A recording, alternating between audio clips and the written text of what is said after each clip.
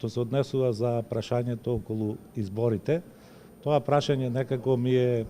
во најмала рака повторувано многу пати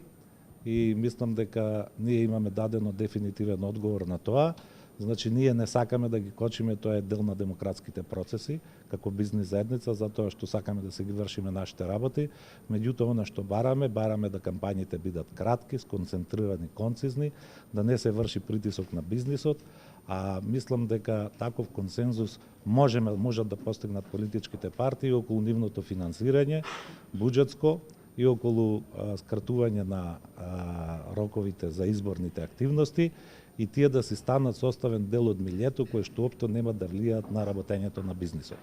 Ако вие гледате што се случува во овие 4 години од 2015 кога влеговме во оваа криза, ние не дигнавме раце, меѓутоа